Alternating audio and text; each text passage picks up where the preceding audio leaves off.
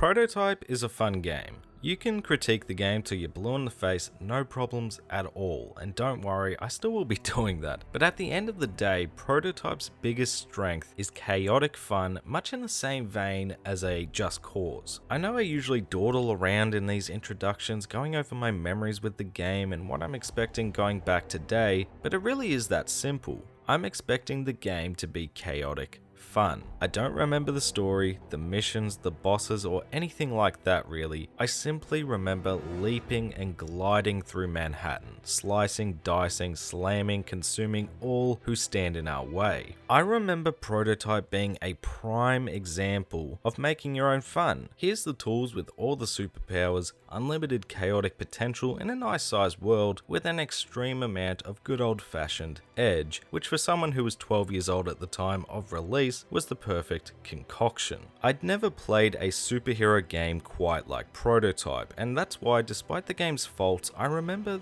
that chaotic fun so fondly. However, now I'm 25 years old, and whilst I'm still all for causing chaos with deadly shape-shifting superpowers, what I once found cool could now be, and let's be honest, probably will be cringe, and what I once found fun could now be, well, not fun. There's only one way to find out. So, after 13 years, how does Prototype hold up today? Is it worth your time revisiting or playing for the first time? And simply, is it as good as I remember? Let's find out. Just a quick heads up before we get stuck into the video, I am going to be covering Prototype 2 as well, so if you're interested in seeing that video, be sure to subscribe so you don't miss out or forget. Alright, let's get started.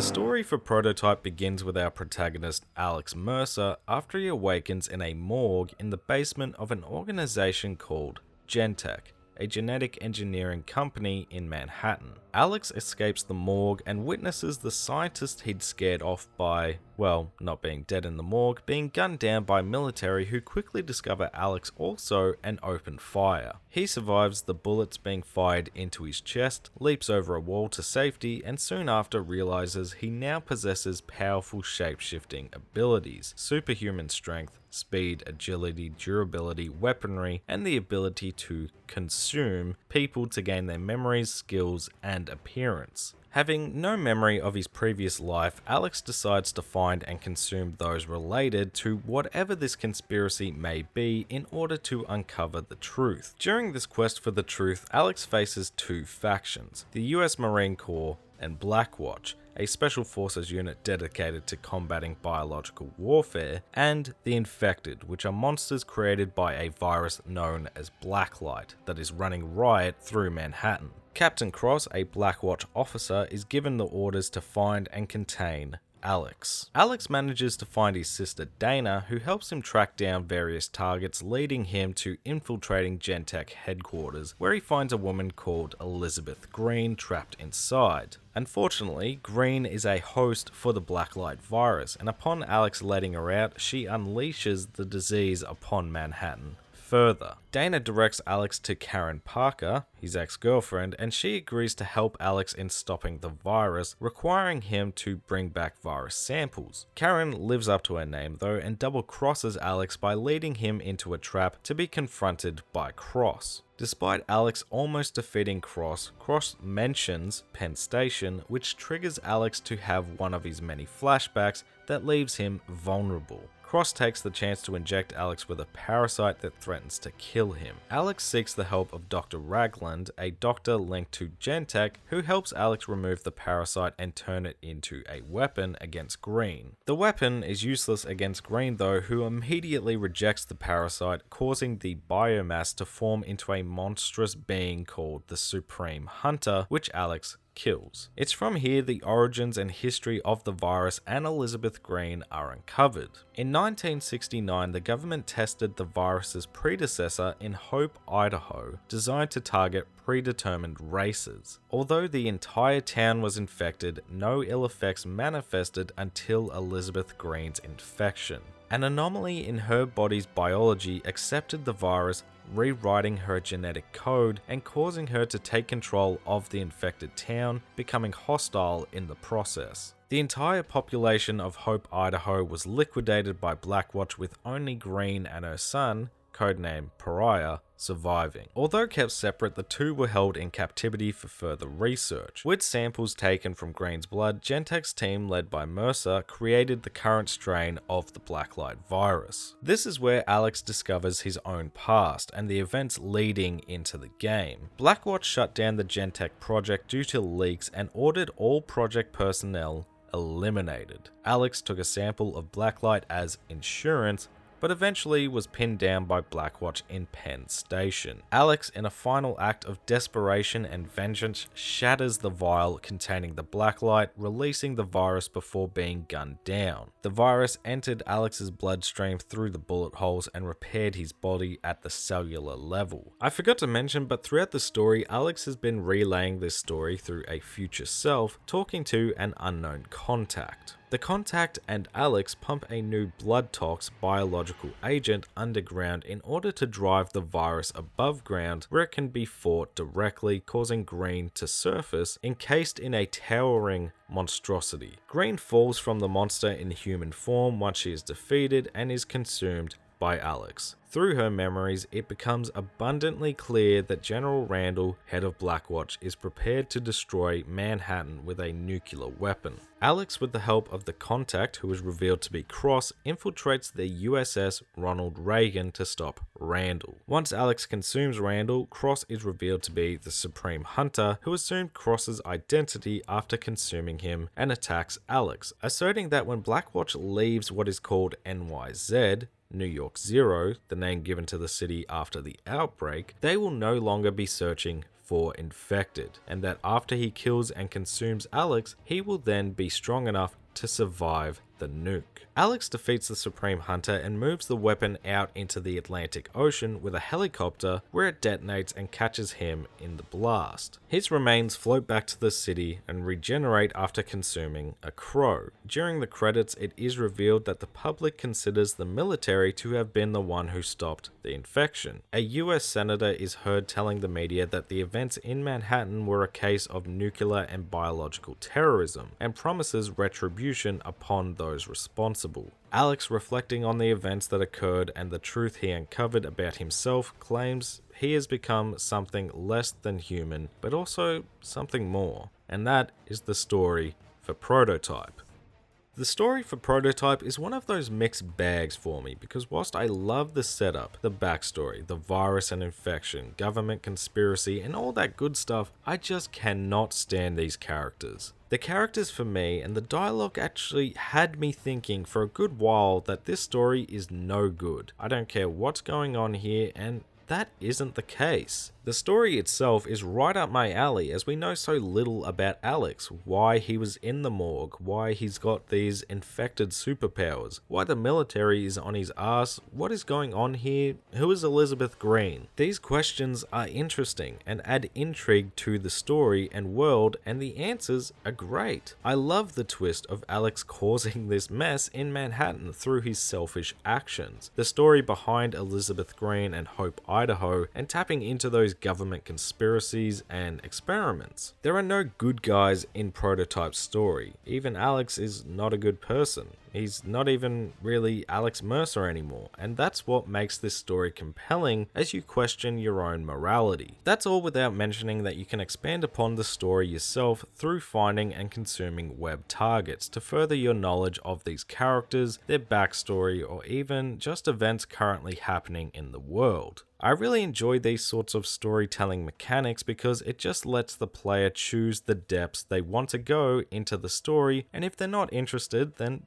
just don't do that. But I found them very much worthwhile and always made sure to stop and take care of these targets because I enjoyed furthering the story and they weren't trying to be edgy. This is why I'm conflicted though, because I really enjoy all of these aspects of this story, but the characters and their dialogue is just so painful. I don't think it's to do with the actual voice performances and actors, though it could be. I just think the writing is trying so hard to be cool, edgy, and badass that it comes across, well, terribly. It got to the point very early on where I was tempted to just skip through the cutscenes, and if I wasn't making a video on the game, I probably would have. I was just so bored with listening to Alex and his cast of characters speak. I'm sure there is an argument for so bad it's good, like a Resident Evil style of charm that some have with this game and its dialogue, but for me, it's just not good. I can't put it any other way than it's just trying too hard, and despite my love for the story as a whole, the dialogue makes me lose interest in the moment so quickly that all I want to do is get back to playing the game, which is disappointing. Overall, the story for Prototype is one I'm conflicted on, which is actually both better and worse than I remember. As I said, I didn't remember this story at all, so I definitely went in thinking this was going to be a forgettable story, and it wasn't. I love the story itself and all the drama and mystery along the way, and it makes for a great world to explore and cause chaos in, but where the story loses me is through the dialogue. It simply is just trying too hard to be edgy that has aged it quite significantly, and that's why despite enjoying the actual story, I just couldn't wait for the cutscene or story to be finished so I could just sit back and enjoy this gameplay.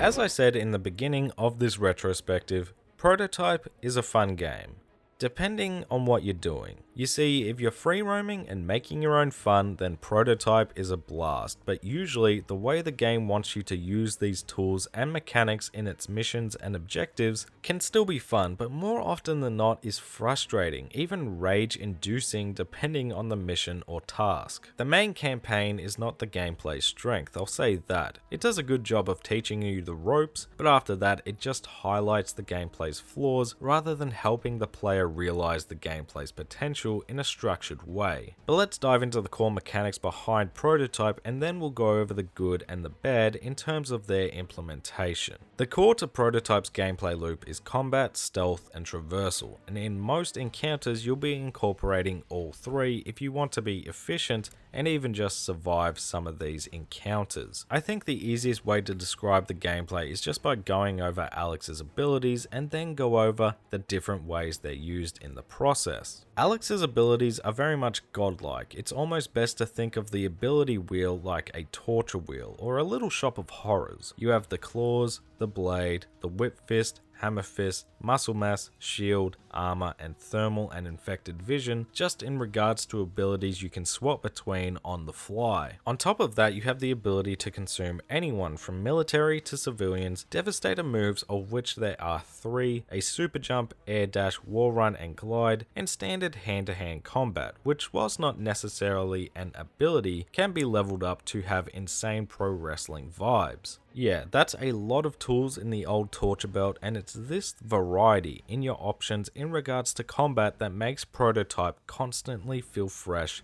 and fun. I will admit, in terms of balance, you do have abilities that almost become irrelevant through new powers, like the claws and hammer fist in some aspects feel sort of obsolete after acquiring the blade, or powers that start off almost a little too situational and become go-tos, like the whip fist being a great way to take out helicopters, and that's it, and transforming it into a great distance and area of effect power. Or even, if I'm honest, powers you may simply never really use, like for me personally, muscle mass outside of picking up things was never used on its own. I'm not saying the combat options are perfect, but it has enough variety in your options that despite a lack of balance towards the end game, means that when you encounter fights that test your abilities, there isn't just one way to go about it. You could consume a military or Black Watch soldier to blend into the environment and attack from the shadows, go balls to the wall, drop right in the center, activate some armor and try and take out all who stand in your way, maybe come in via a helicopter or tank, use weapons you find from dead soldiers, jump in and out of danger or lead infected away to tackle one-on-one. The options are here in the boatloads, and causing so much chaos is once again fun. It's such a unique feeling in a superhero game causing this type of mayhem, and knowing depending on the variables, say military, infected, or both, that chaos and your playstyle is going to be different. The way you play as well evolves throughout this journey, depending on what powers or abilities you've put levels into. Are you in an area in Manhattan that is highly infected or run by the military? These are all further factors that impact variety. There is what I'll say are optimal strategies for each scenario, but if you want to go balls to the wall, hacking and slashing, smashing and grabbing, snatching and sneaking, you can. But the longer the game goes on, the more difficult that freedom of expression is. I will come back to Prototype's difficulty because it is related to quite a few of my problems with the game, but for now, back to the freedom chaos. As I've said a couple of times, you do not have to be an all-out lunatic exploiting your god tier powers in Prototype, and you can apply a stealthier approach through the game's consume ability. Whether you're consuming in mid-combat for some more health, a quick disguise, or plotting to enter and sabotage the military from within, it's this variety inside the consume ability that means despite myself not personally being all that stealthy, I never forget about the feature. Once again, is it the most balanced or polished ability? No. The AI isn't particularly intelligent. Waiting for an enemy to leave someone's line of sight feels like straight RNG, and if I'm honest, I shouldn't be able to pin drop from the sky into a military base, but just because I'm disguised, it is alarming, but not worth investigating. I would never say Prototype nails the stealth, but in terms of mixing up the gameplay loop, I did enjoy employing it from time to time, and it reminded me a lot of the Saboteur system. Actually, quite a bit of Prototype reminded me of the Saboteur. I missed that game. Anyway, flawed stealth mechanics aside, it's still a nice option for the sake of variety, and at the very least, it's good for getting a quick sip of health or getting out of a pinch, which happens more and more as the game goes on. The traversal system in Prototype is where, in my opinion, this game feels the most like a superhero game. Yes, the combat and stealth mechanics are crazy powerful, but for me, the ability to sprint up the side of a building, launch from the streets and transition into a glide, dash in the air to maintain momentum, the feeling of speed, momentum, and honestly danger about moving around this city is impressive, and it makes exploring and maneuvering what is in large part a pretty boring cityscape so much more fun and engaging. I view the traversal system in Prototype much more like a Sunset Overdrive than an Assassin's Creed, because it doesn't matter what you're climbing or seeing per se, it's just about maintaining your speed and comboing in and out of gliding to get from point A to B. It can be a little slippery at times in regards to combat, but from a purely exploratory nature, it is hard to fault and makes being in this world so much fun even if you just pop in for 5 or 10 minutes. Even in regards to the vehicle controls, it's great stuff, with the choppers feeling super smooth to weave in and out of danger, and the tanks, well, feeling like tanks. That's the core mechanics to the Prototype experience, and I've said it once, I'll say it a lot more, I'm sure. It's a fun, core gameplay loop filled with a great amount of variety and opportunities to mix it up to keep the game from feeling monotonous. As I said earlier though, the game's freedom of expression, that coveted variety, greatly differs from the first hour to the final hours, and not because you're gaining a bunch of new abilities, but because the game hampers the fun. Prototype's mission design is okay at best. It does mix it up a good amount from mission to mission, but they were never the highlight of my playtime. They sort of just existed as a way to level up quicker in my eyes, but when these missions are bad, I mean they're straight up dreadful and only go to highlight Prototype's problems. For example, the entire Parasite section of the game where Alex loses his arsenal is terrible as is. But on top of that, the developers decided to include a mission where you need to destroy a bunch of tanks. The only way to do so is by hijacking a tank, which takes an eternity to pull off if you haven't been bombarded with gun and tank fire already. I mean, it doesn't take a rocket scientist to figure out The only real reason you can fight these damn tanks in the first place is because of your superpowers, and as a result, trying to tackle multiple tanks with your fists is a recipe for disaster. Luckily, you only lose your offensive abilities for a couple of missions, and I do want to clarify, I think you could have a scenario where our abilities have been taken away, like for instance, if through camouflaging as an enemy we had to be limited to their moveset or something like that, but it was just implemented so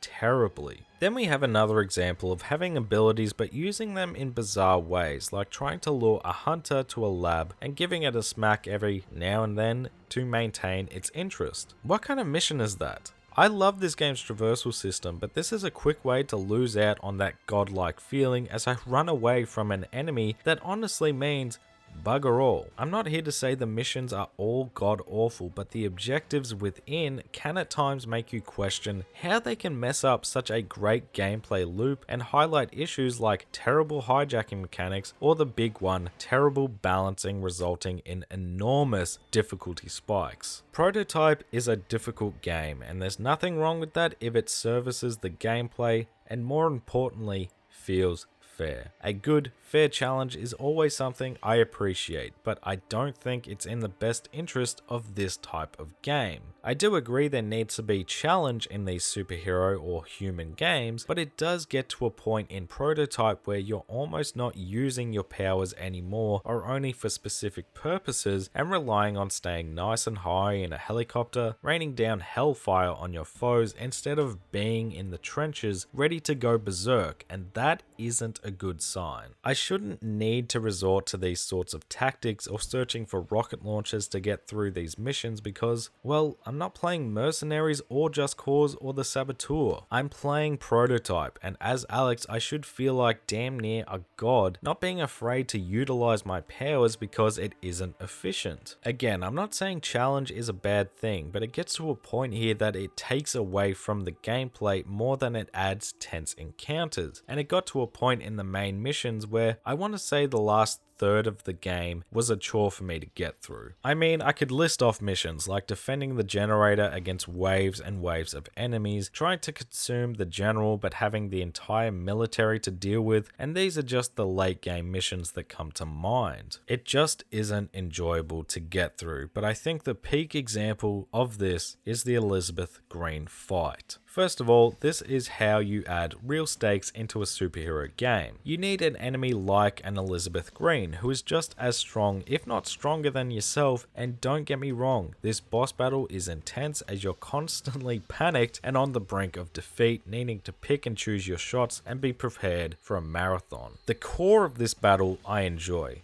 The concept, right? But in execution, because Elizabeth destroys your health bar, you need to worry about hunters and such attacking you. You'll spend most of the fight running back and forth in and around corners, eating as many infected or humans as possible, go back, get a hit or two if you're lucky, repeat until dead, and if you die, start most of the marathon again. It just isn't a fun encounter. It's tense, which is great, and it's challenging, which is what I'm looking for in this sort of encounter, but it's not fun to participate in, which is something that applies to a lot of the bosses and a lot of the missions. The mission design as a whole just says to me that Radical weren't quite sure how to balance all of these fun mechanics and gameplay tools and create fun encounters around them to match. This isn't just the case for the main missions. The open world objectives, whilst better, still aren't where Prototype shines, nor do they encourage me to stick around and keep playing. The open world design is an interesting one because, as I said in the traversal section, I loved parkouring superhumanly around Manhattan. It's a blast to chain the various movement mechanics together and makes it another element of fun outside of the chaos. The problem is, usually where you're going isn't that interesting. Now don't get it twisted, I'm not saying I didn't enjoy completing the various side activities or that I didn't get some weird crackdown like satisfaction from collecting these useless orbs around the world, but critically speaking, the world is bland, only really coming to life in the infected areas, making it visually not very stimulating or interesting to explore, and the side objectives do get old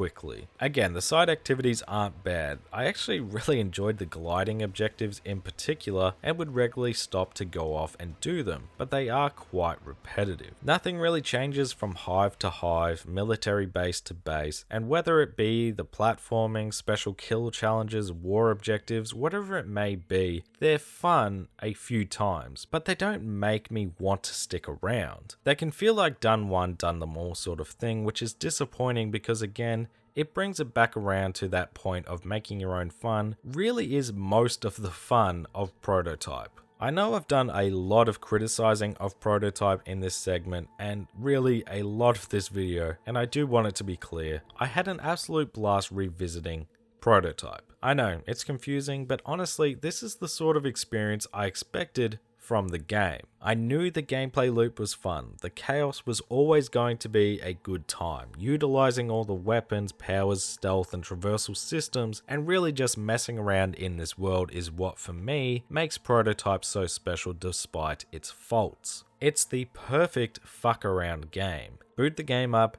cause havoc for anywhere between 10 minutes to an hour, and put the game down. Doing what the game wants you to do, what the game has in terms of objectives and tasks, isn't what makes this game special or even good. It really is a make your own fun type of game, and I still had a great time making my own destructive fun. It's not perfect, hell, the gameplay at times isn't even good, the balance is far from polished, the enemy variety leaves something to be desired, the challenge spike is ridiculous, the world can be bland, I could go on and on. But I enjoyed my time in Manhattan while it lasted, and I can really only pin that to the fact that this is still one of the most chaotic superhero games ever made, and I love it for that.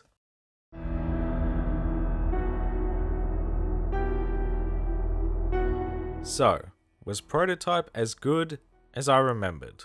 Surprisingly, yes and no. I was never under any delusion that Prototype was a perfect game. I knew it had its jank, I knew the best aspect of the game was from creating the fun yourself, etc. But that being said, the story is still so disappointing as it has so much potential that it just doesn't capitalize on, and gameplay wise, the objectives, missions, world design, I mean it is all alright at best, terrible at worst. It's a flawed game, it was back then and it is now. But that doesn't mean there isn't still a good time to be had here. As I said at the very beginning of this video, Prototype from a critical point of view is heavily flawed, but I'll be damned if it isn't still a good time to play. Call it nostalgia, call it whatever you want. Prototype is an incredible playground to cause chaos in like no other superhero game I've played still to this day. It really is a unique experience for the genre, and despite the highs and lows of this adventure, I'm excited to jump straight into Prototype 2 and see how that holds up today as well. But that's for the next video.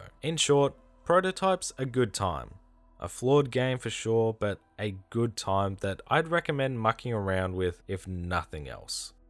Thank you all so much for watching my Prototype retrospective. I did have a good time revisiting Prototype at the end of the day, and I hope you enjoyed revisiting the game with me. If you enjoyed the video, make sure to leave it a like because it helps let me know that you enjoyed yourself. Comment below your thoughts on Prototype as well as any suggestions for games you want to see covered in the future. Shout out to the channel members Infamous Sir Hellfire featuring Gagiano, Christian Vilegag, and Cloud Connection for that extra level of support. I truly do appreciate it. If you're new to the channel, make sure to subscribe, go give my socials a follow if you fancy, at MayorHairBear, join the Discord server to have a chat, and I'll catch you all in the next video.